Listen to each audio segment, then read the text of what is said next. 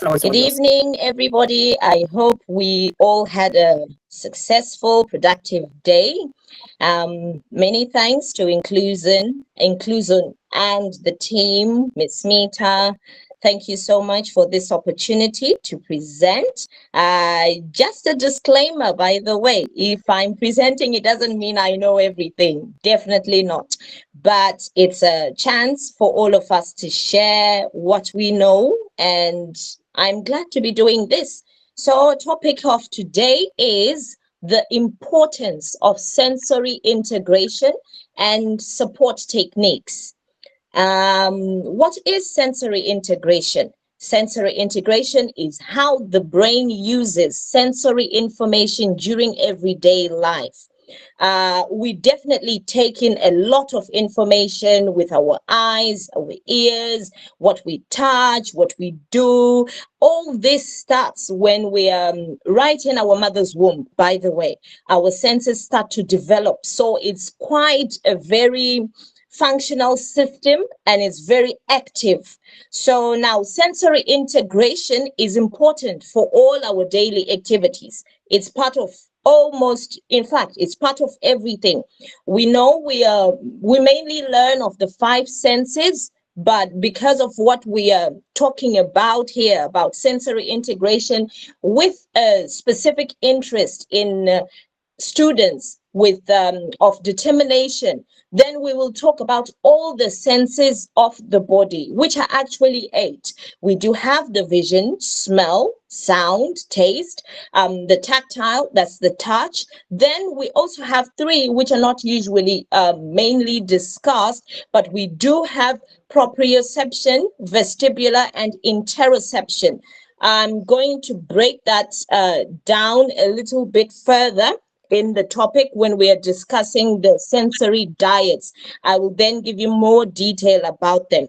So while we are talking about these senses, that then is something we then talk about, sensory processing difficulties. This is whereby a child with sensory issues has difficulty using the sensory information from their body and the world around them. For example, the sound, touch, and movement. They may feel sensory input more or less powerfully than others.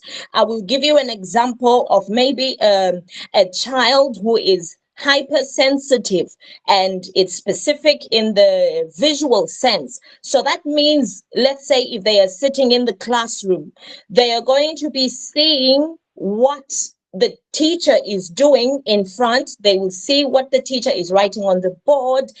But for neurotypical brains, you will find that they can see that somebody is moving beside them. They can see that maybe an ant is also crawling down, but they have this technique where they can determine that this is unnecessary information and the brain chooses to block it, or rather to ignore it and focus on a specific thing. But now with ADHD brains, with an autistic or any other neurodivergent, you will find that there is a high chance when they are hypersensitive to these informations that apart from just seeing what we are meant to be focusing on, they're also going to see when a drop of water falls down. They're going to see the hair movement of somebody who is turning.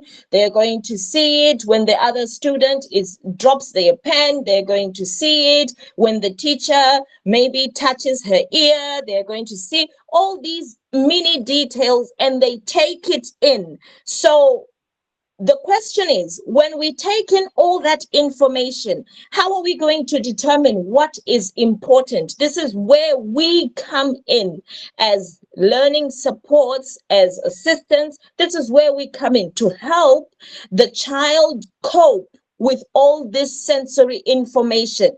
Because at that point, their brain... Sorry, is somebody saying something? I think somebody's not mute. Henrietta, can you mute yourself, please? So you will find at this point, they have to learn to cope.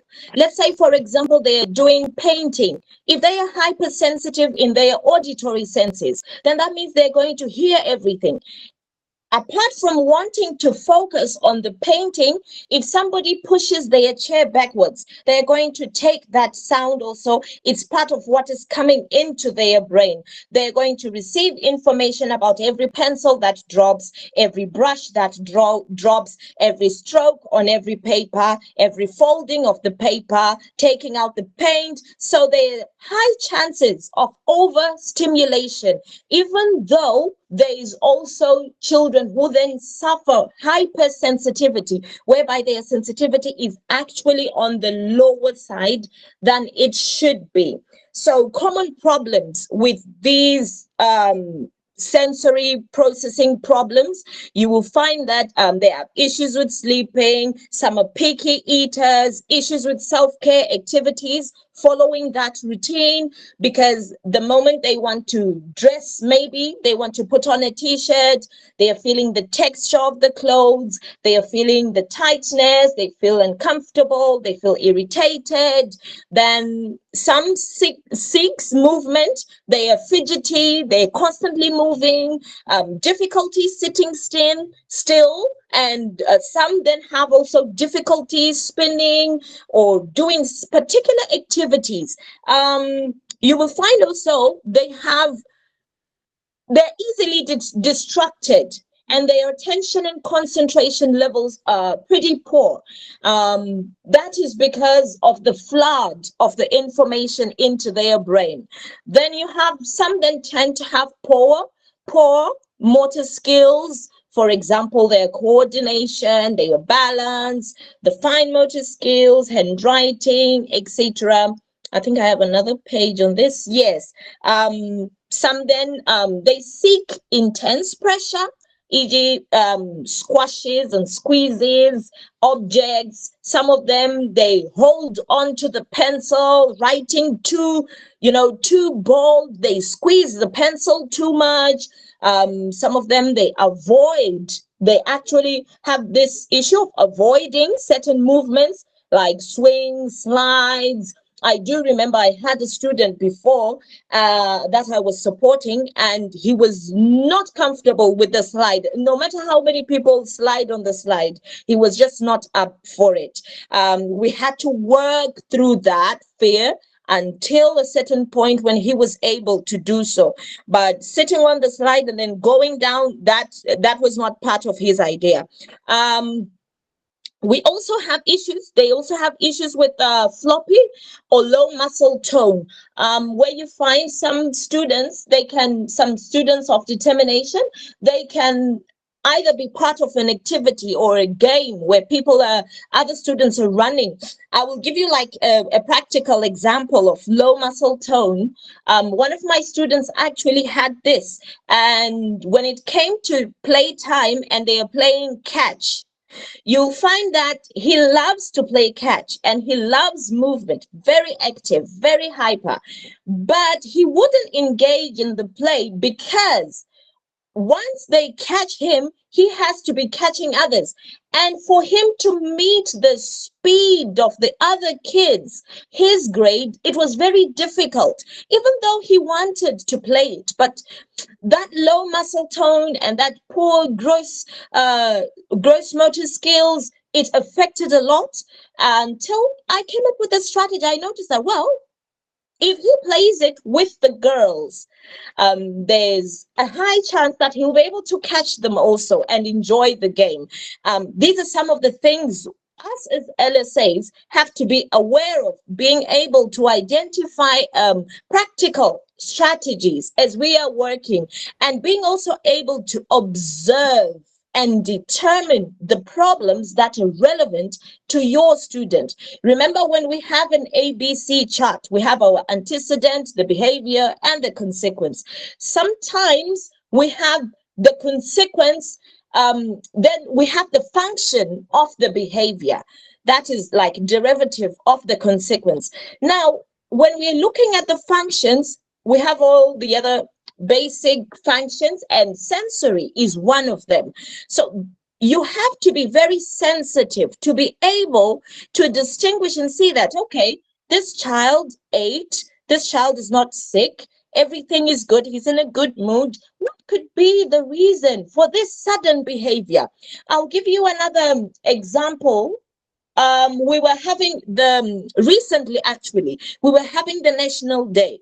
And we were out, no, it was the flag day. We were outside, people are waving flags. It's a very lovely setup. There's so much going on.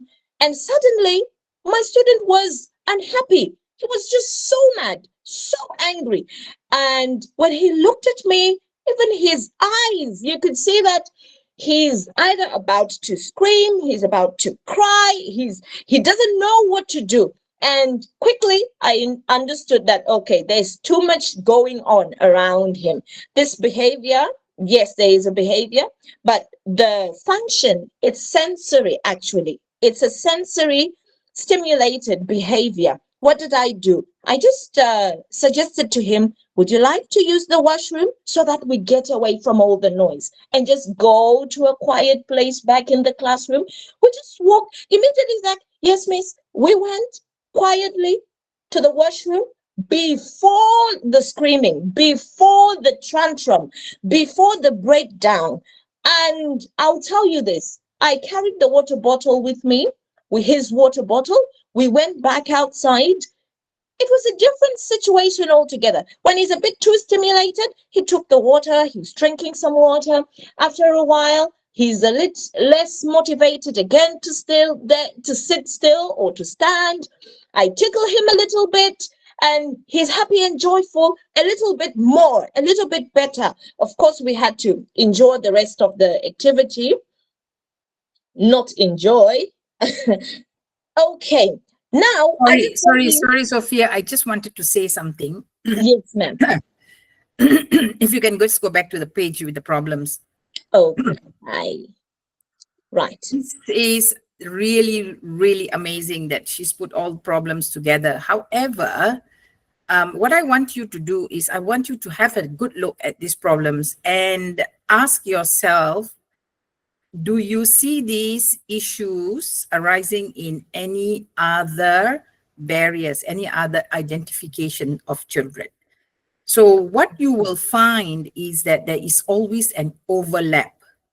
And that's why, that's why when you talk about comorbidity, you will find that having ASD, being identified with ASD, is very common that this same child will also have, what's the most common? Come on, guys, we've talked about this constantly.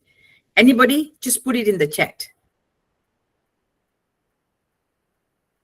Anybody wants to answer? Come on, we have almost 100 people here now.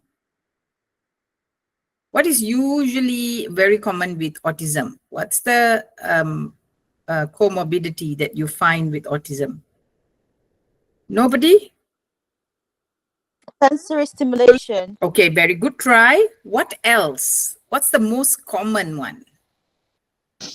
Okay, yes. They mostly have issues with sounds. When No, the sound I'm is talking about high, they get to close their ears. correct. I'm talking about with another identification. So comorbidity means you have two identifications together. So one may be more dominant, but usually there will be very common with it will be another one. I heard somebody say something. ADHD. Difficulty. What's that? Communication difficulty. Yeah, they have. That's a barrier. That what identification? ADHD.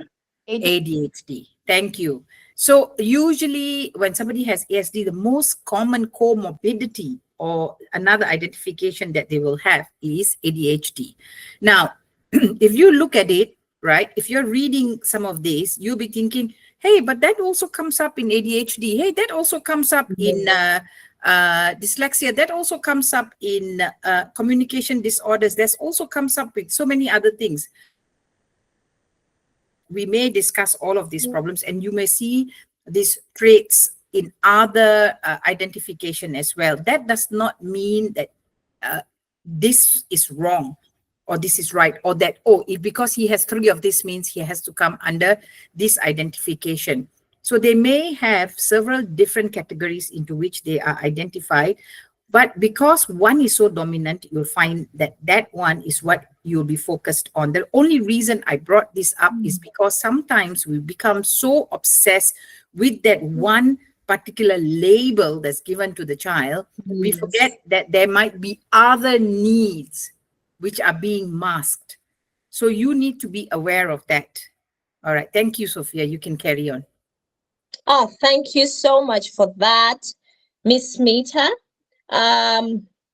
Okay, we were going on the next slide where we were talking about sensory overload. Sensory overload happens when kids get overwhelmed by too much information from their senses, like noise, light, or touch. It can make them feel upset or stressed. Let's learn how to help. Then here I just put in coping strategies. I could have put some pictures, but I just thought it's better to list them. We discuss about it. I believe a lot of us have the pictures, but if not, we can share those in the groups. Creating a calm space. This is like when the child needs to write, for example, and they're overstimulated, but you already know that usually they are overstimulated in their sight, in using the sight sense. So what do? You can take the student to the back.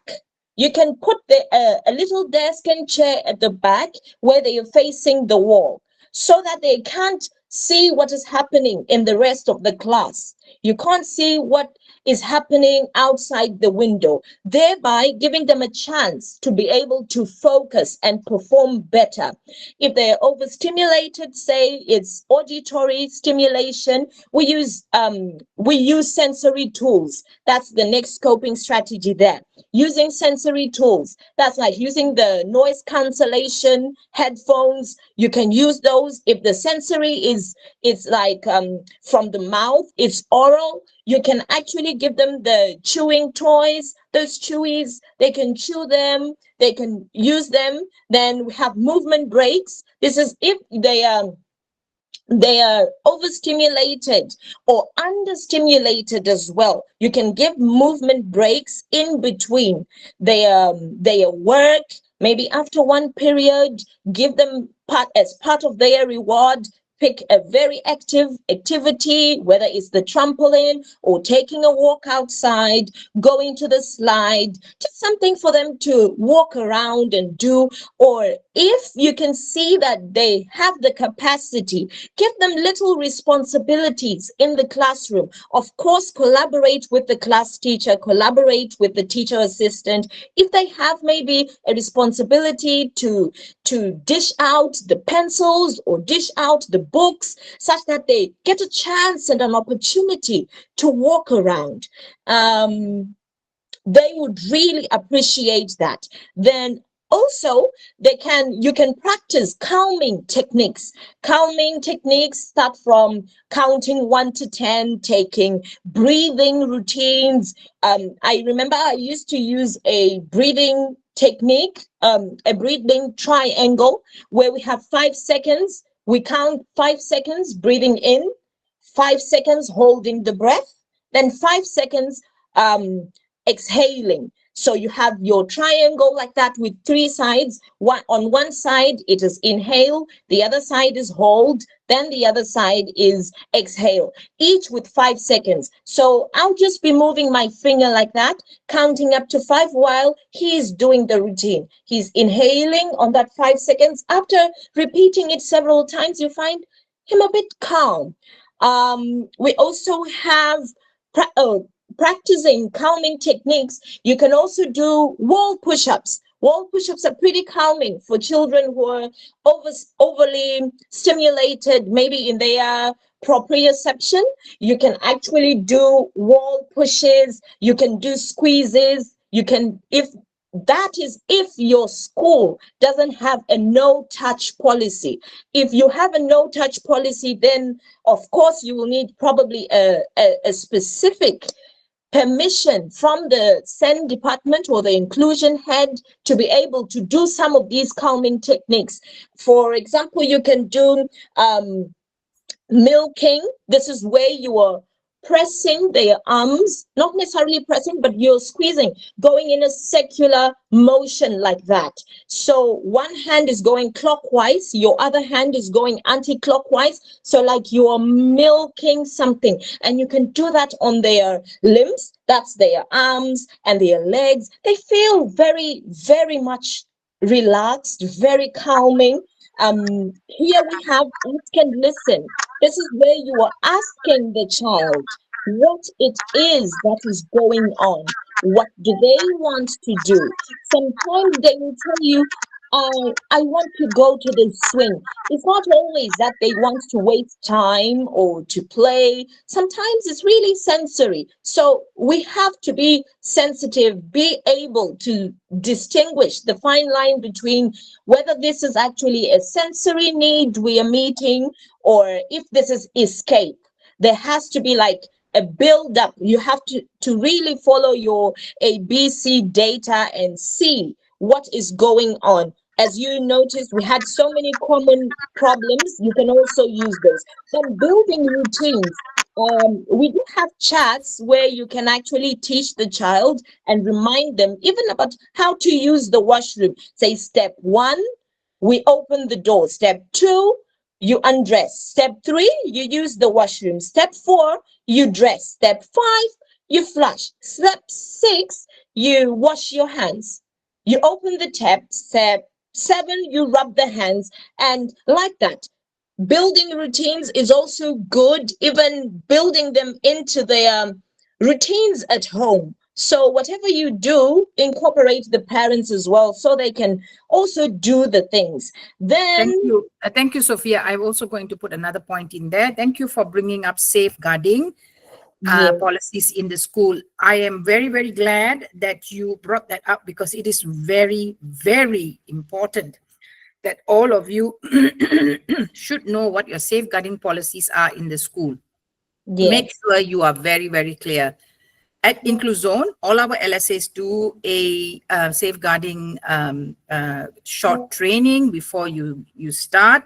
So there's no excuse of I don't know. It is not a very extensive training, but it covers all the basic points. When you join your school, you should also make sure that you get some safeguarding training. If you don't, please speak to your head of inclusion or your inclusion department or somebody, because they will then give you some basic policies on what safeguarding is. I didn't know is not an excuse. Right.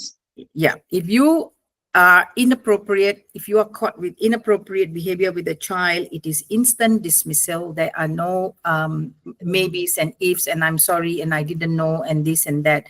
So like Sophia said, some of these techniques are best to be discussed with the inclusion team. Like there is a sensory brush that you can use. Like for example, using the milking technique is also touching the child. So some schools are very particular about that. You can go up to them and say that my child is struggling, tell them what it is, and they will then review and give you the go ahead. Get that in an email or something written or whatever, that yes, I can use these techniques, and make sure that when you're doing it, do it in a space where it is open, right? In an open space. So just to make sure that you are safeguarded and the child is safeguarded as well. Okay, carry on. Thank you so much. Okay, we are still on coping strategies, and advanced preparation is one very simple but effective method. You will find that when we have things like National Day, Flag Day, and there's a lot of activity, it's going to be only one day, but the impact it has on your student, you also want them to enjoy the day. So, or maybe you're going for a trip, a field trip or something. It's best if you get to prepare them in advance. Maybe watch a little video of the place where they are going so they know in advance what is expected, what the surroundings is going to be like, the amount of noise, the amount of movement that is going to take place in that place. And they just have a full view of, oh, okay, this is what the event is going to be like. That helps them to prepare their brain for the entire event.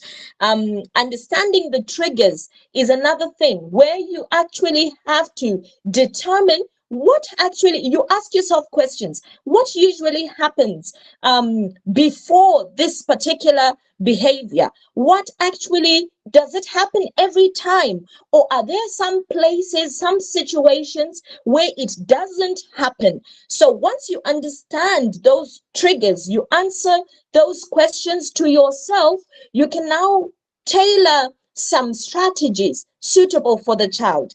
If the child is uncomfortable around a certain person or certain students, maybe they are very busy, they have too much movement, or they talk too much, and you see that every time he sits with this particular student, he's unsettled, he's restless, so many things that happening, then you understand that, oh, okay, this student is too noisy. It's too noisy for him and it's distracting.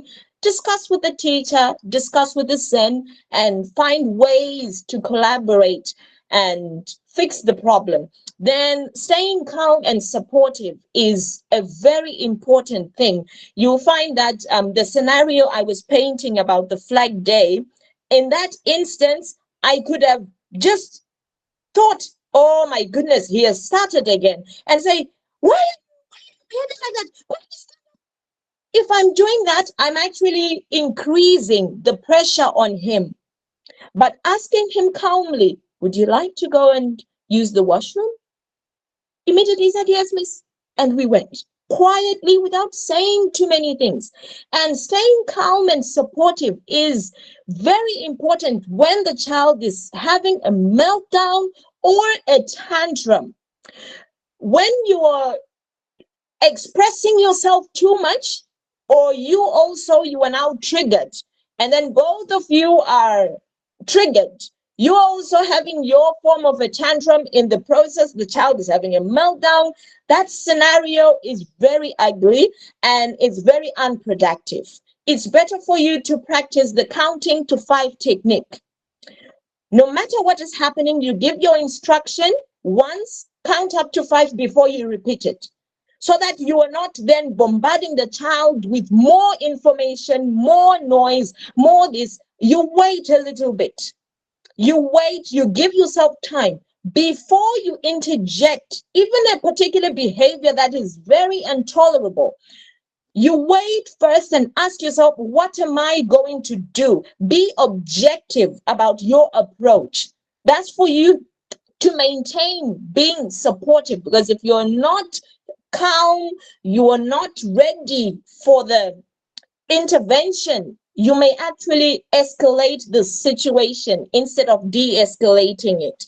Then we will move on to sensory diets. I was hoping to be done by 5:40 so that we can get into questions, so I'll try and be a bit faster. Well, what is a sensory diet? At a glance, a sensory diet is a treatment that can help kids with sensory processing issues. It is a group of activities that helps the child to be more focused, calm, and regulated. Usually, an occupational therapist designs a child's sensory diet. It is recommended to be used across all of the child's engagements, at home, in school, etc. The sensory diet is tailor-made, which means it's not a one-size-fits-all. It's designed to make the child calm and just about able to function. Whatever activity we are trying to get them to do, or if it's sitting in school, following these lessons, at least for them to be able to calmly follow it and calm down from the overload, and also intervention, which is before there is any tantrums, You can also provide intervention using the sensory diet recommended for that student. Now, we will talk about the different types of inputs. If the child, say, has sensory issues that are oral, this involves everything about the mouth. So you'll find some, their teeth, they find their teeth very irritating, and they will be biting like that. Sometimes they want to bite anything and even anyone. So what do? If you find that they need to be a little stimulated, giving them something cold, something sour, something spicy, minty, crunchy. Remember where we said, let's collaborate with parents, with the school. If you're going to offer them a chewy, if you need to put it in a freezer, or if it has to be a frozen thing, or if it's an ice block that will help them, let this be let that information be circulated between everybody who is involved with this child. That's the parents and the teachers as well, and the inclusion. Then for calming, something warm, something smooth, something sweet will do. Regulations, that is where we were talking about the chewies, and deep breaths, that's breathing exercises, or sucking through a straw. That's very calming as well. For stimulation, one of my students, actually, I advised the parents to pack a small packet of popcorn. So when they eat the popcorn, it's very calming. It's very calming for him when he eats that popcorn. Another thing, when it comes to things like their diet in school, of course, you can use timers, for them to finish their food early and all of that. But I remember one time when I think it was Miss Mita who was presenting something on one of the forums. And, she mentioned something, I remembered it, and it worked immensely on my student. It had so much impact. Is that, let's remember, eating time also can work to calm the student. Having eating time as that comfort eating, that time where there is no pressure, no expectation, including that or being sensitive to that can actually help the child regulate themselves without altering anything in between. Visual input, this is when this overload is maybe coming through the sense of sight. So alerting them to see something, or you want them to focus, maybe it's worksheets. Let's have colored papers, let's have contrasting colors, some bright lights if it's an activity, unexpected images, something that is outside the usual. Then calming, that will be following, like a predictable colors, predictable sheets. If your student has a difficult time when there's too much sensory input in terms of their visual, you can actually follow a particular pattern and always use the same pattern every time. That predictability will help your student. Regulation, you can have visuals, less clutter, and no distractions. That's where we're talking about moving the student from windows, probably placing their chair in a position where they don't get a full view of the whole class, where they can see if somebody walks in, somebody walks out, somebody goes to the washroom, all of that. If it's within their, if it's within their surrounding, and you can't avoid it, you may end up having to deal with more overload during the day. Thank you, Sophie. I just want to say again, thank you for bringing up the fact that, you heard somebody else and you learned from them. So the whole idea of this session is to present what we may know of a subject. Like Sophie said at the start of it, we are not the expert on it, but we have come across situations. We have been in situations where we found that this strategy has worked, because I can see traits of this with this child. I can see that, you know, bright lights, for example, irritate him. So what happens? The bright lights are the trigger. I cannot Yes. tell the class teacher, switch off the lights, you know, because the rest of the students will also need the lights. But what I can do is that I can create in a little corner, I can create for him to have breaks from the bright lights. I can put a little what do you call that, bean bag, and then give him eye shades where he can cover his eyes for a few minutes just to get breaks from the bright lights. So remember, when you are putting or you're thinking of strategies, use your common sense as well. Use your common sense so that you know, okay, this will work, and in this whole situation, and you're not going to be able to change everything just because of one child. So there are 25 or 27 children or whatever in the classroom, and you also have to take their needs into consideration. So be sensible when you're saying. You can always go to the class teacher and say, this is what I heard, and I can see my student has some of these traits. So maybe the needs are, you know, he may need a break from this, you know, working towards that. Now, do not ever go up to the class teacher or whoever and say, or a parent and say, I think your child is autistic. I can see the traits. Even I have never ever done that. And I stress this again and again and again. You do not identify or label a child. You are not the expert. You can say, I see red flags. I see some traits.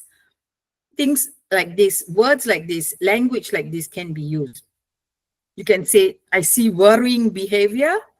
I can see that the child is struggling with some things.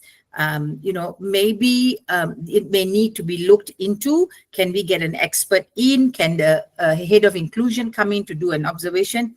Even as a head of inclusion, when I did my observations, I would have a tick sheet where I would highlight and say, these are the red flags that I'm seeing. Sometimes because of my years of experience, I know immediately that this is what it would most likely be, but you would never hear me tell a parent, a class teacher, anybody that this is what it will be. All right? Okay, thank you, Sophia. Thank you for that. This is just a list of some sensory activities. Some we've already spoken of them. I'll just read through it. Eating crunchy food like carrots, sticks, apples, or pretzels. Popcorn is one. Blowing a whistle, blowing bubbles, brushing teeth with a vibrating toothbrush, blow bubbles in water with a straw.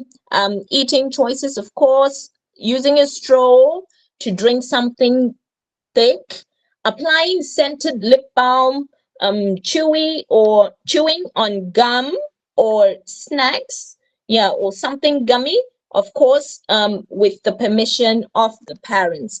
Then olfactory input. This has to do with the sense of smell.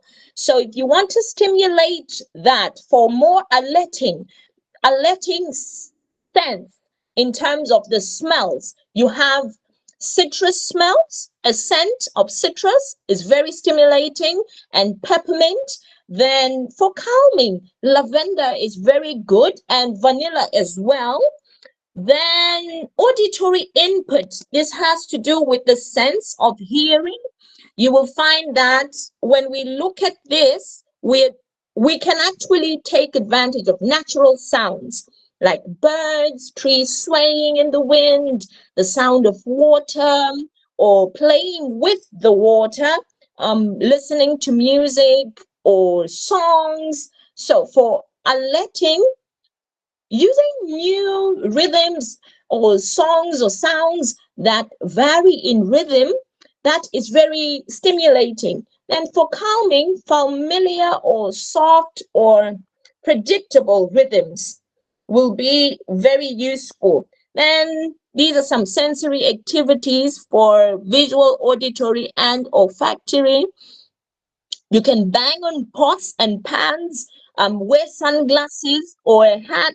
Remember what Miss Mita just said about giving them a chance to wear some sunshades. Maybe if they are overstimulated in their visual senses, then wearing noise cancelling headphones, that's for your auditory, listening to favorite music or classic music when they're doing their work. That's also very good. Looking at picture books is very good. Moving away from visual clutter, using calming sensory bottles, turning on white noise like a machine, then sniffing scented candles or lip balm. If they are really sensitive to olfactory, this will also mean you as the LSA, you have to be really sensitive about your own hygiene and not having too much perfume. You're then also part of the problem if you're overstimulating the student. Then we have tactile input. This has to do with your sense of touch. You can use play-doh activities, glue or slime or glue as well. Okay, I think that was meant to be glue. Then kinetic sand, paint, shaving cream is very, very nice. If you give them like a little massage with shaving cream, pulling their fingers a little, of course, with permission, using rice, flour, or any other textured products. That's very good. You can make some small activity bags where you take maybe say some plastic sealable plastic bags, and then you put inside some rice, you put inside some sand, in another one you put cotton, in another one you put something a bit more coarse, or you can put sand inside and get them to just play with all these different textures. So for a letting, you can use light touch or unexpected touch. That can be coming from you, and then cool or cold temperatures and new objects. Then for calming, a firm touch is very good. Warmth, familiar objects, deep touch and hugs. You know, there's that hug where you can actually squeeze them like a bear hug. You just give that hug and lightly squeeze them and release. And for regulating, we have fidget toys, fleecy blankets, contact with others. Fleecy blankets, some children actually have like a particular blanket or a particular teddy bear you can, or a particular pillow or cushion you can use as well. These are basically part of what we were talking about. Maybe the one we didn't say there was maybe you can write with a vibrating pen, or kneading bread or pizza dough. That is also very good. We have vestibular input. Your vestibular function is actually, you know, your body senses its movement, the sense of direction. It incorporates balancing as well.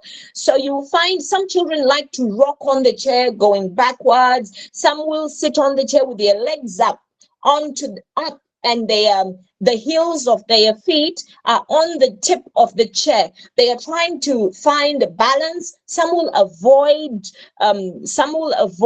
anything to do with spinning, anything that involves them being upside down, and even activities during PE. It's important for us to be able to sense some of these things and observe them, like what Miss Mita was saying, to say, be able to observe and take note of some red flags as you are with the student. Like for instance, you are at PE and you see that it looks as though they are clumsy when they are trying to hop, or they avoid hopping like a frog, they avoid twirling, they avoid skipping or hopping on one leg, things like that. You can find different strategies as well to help them. So for a child who is probably Understimulated, that's for the alerting, it's at the bottom.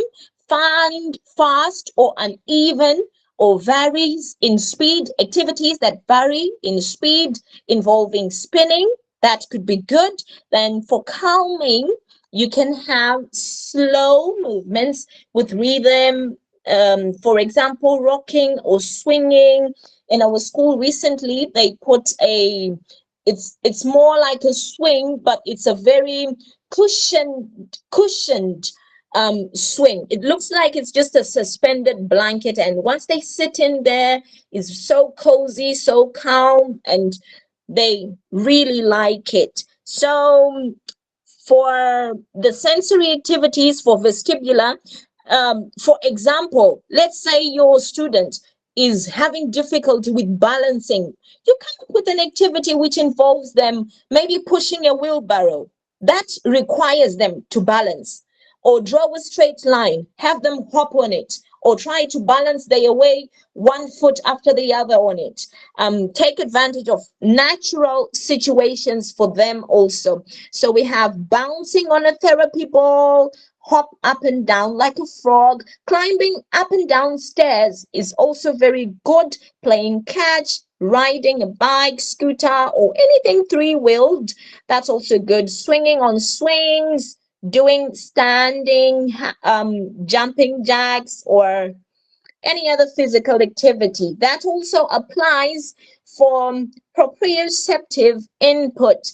These are sensations from joints, muscles, and connective tissues. So for proprioception, what I can say is, look, just for example, when you are walking, right? When you are walking, you don't necessarily look down to see what your foot is doing, to see how your foot is remaining behind and then it comes forward again. You don't necessarily look at that. That's because your brain, when it receives this information, it understands that, okay, we need to do this because we are walking. It's not something that your brain then chooses to focus on. But when we have children who have this sensory need or this sensory stimulation, you find that doing some heavy lifting, pulling or pushing or squashing or squeezes, you can do squats with them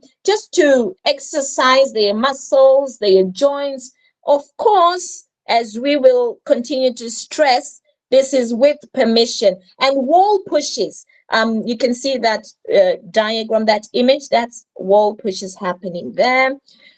Well, I think we have time for a question, maybe one or two. I'll just open the floor quickly. If Miss Mita, you'd like to say something, feel free. Sure. I think Mary Grace, you've raised your hand. You want to ask. The rest of you, if you want to put it in the chat, I'll also quickly monitor that. Right.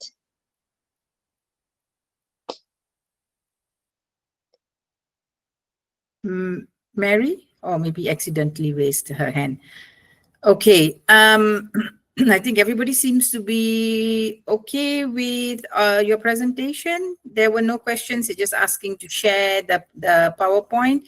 We will share the highlights, but we won't share this presentation. So once this is done, I'll share the highlights with you guys, if I can get it done. Otherwise, if you have no questions, we will end it now. Thank you, Sophia. As always, it has been amazing. We have over 110, I think we had 115 or maybe even 120 people at one time.